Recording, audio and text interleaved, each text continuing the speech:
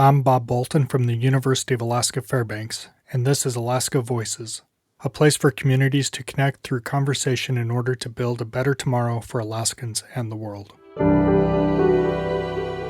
Originally, I grew up in Gakona, Alaska, Tyonek, Egypt, Idaho, Rampart, St. Lawrence Island, St. Paul. and I'm here with my student. my science buddy, my teacher, my homie. I'm his daughter. My name is Diane Murph. My age is 22 years old. Today's date is June 27th, 2018. I'm a student at UAF, where he's chancellor. Thank you. Hi, Diane. My name is Dan White. I'm 50 years old. We are in the Akasofu building at University of Alaska Fairbanks in room 407. And I'm chancellor at the university, and thank you for being a student. No problem. What brought you to UAF? For starters, it was by far the least expensive option, without a doubt. My parents were like, well, you can go 100K in debt, or you can be in no debt, hopefully, and go in-state. Where are you from? Petersburg, Alaska. So it's a community about 100 miles away from Juneau. We're on an island in the middle of nowhere. You can't drive to it. There's about 3,000 there. What about you? Well, I was born in Oregon, but I grew up mostly in Colorado.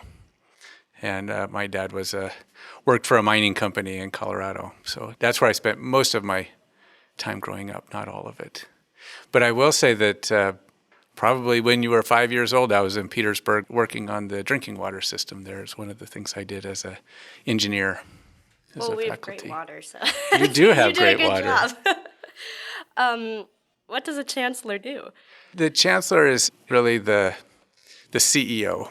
So chief executive, we have, as you know, really a city. We have houses and we have a physical plant and a power plant and water and police and fire. And we are, of course, responsible for your education and your safety and your experience as a student. And so all of those various functions kind of roll up to the chancellor. And as we look at long-term planning and how we be the university that Alaska needs us to be and wants us to be, and that you as a student need and want us to be, it is really a rewarding job because just walking across the campus is really fun. Seeing all of the freshmen at move-in day, I got to shake 1,300 students' hands at commencement, and what an experience that is.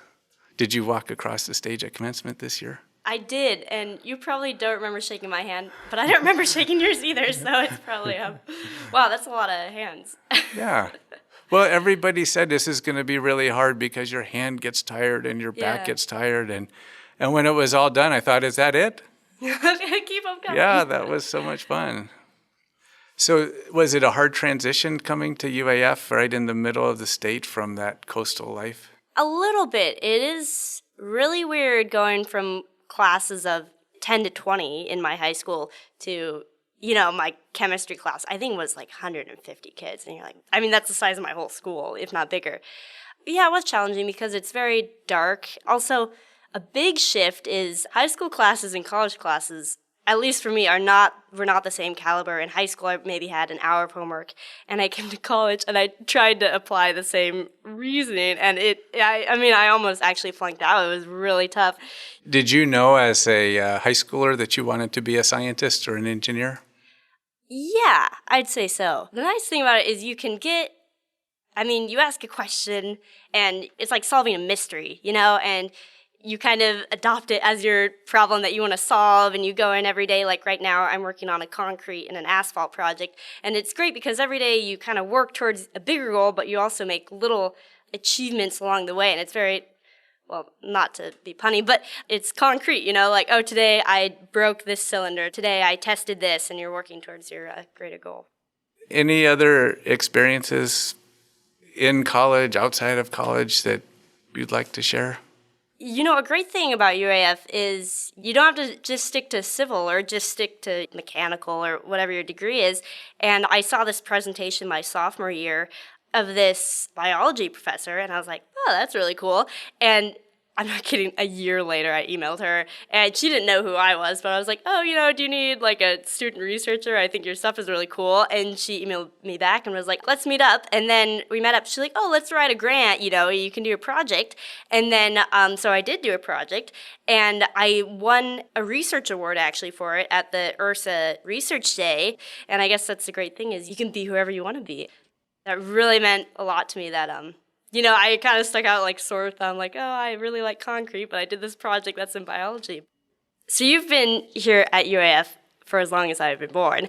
What do you see for the future here? My hope is that people come to UAF because it's a diverse, inclusive environment for them, that everyone is welcome at UAF, and everyone feels comfortable here and can grow here, and we can meet their educational needs. And I think, as I look forward to our kind of next 100 years from a student perspective, really some transformation in this university that realizes some of those dreams. I think we will be the global center for Indigenous studies, and particularly Alaska Native studies.